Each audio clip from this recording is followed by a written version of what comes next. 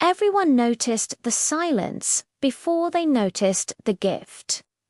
On Christmas morning, while laughter and the sound of tearing wrapping paper filled the small house, 8-year-old Miriam sat quietly by the window.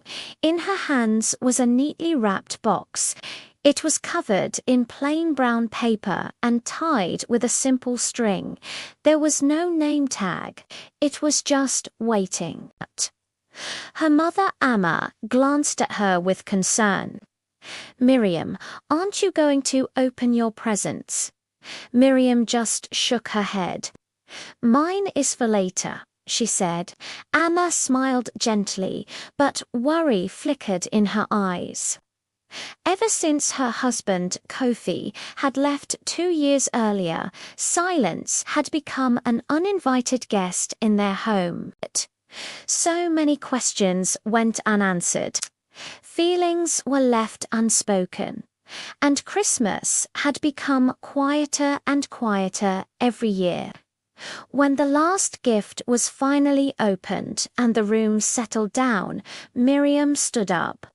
She walked over to her grandmother, Nana Essie, who was sitting in her favorite armchair. "This one is for all of us," Miriam said softly, placing the box on the table. Inside, there wasn't a toy. It wasn't clothes or sweets. Inside was a stack of folded papers. Amma's hands trembled as she picked up the first one. It was a drawing, crude but so full of heart, a picture of their family, all holding hands. On the back, in careful, childish letters, Miriam had written, "I miss Daddy. I miss when we talked." Amma gasped. The next paper was a letter. It was written by Miriam, but the words were dictated long ago by Nana Essie and had been kept hidden.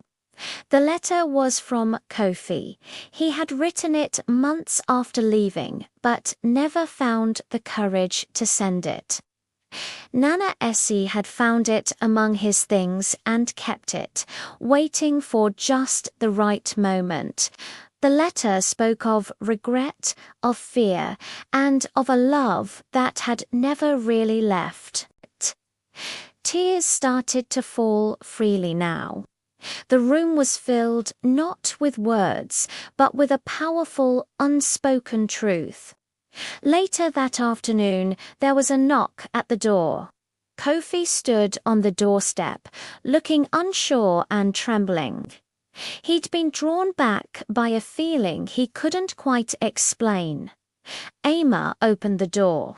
For a long moment, no one spoke. Then little Miriam stepped forward and wrapped her arms around her father. The silence finally broke not with a loud crash, but gently, like the morning light.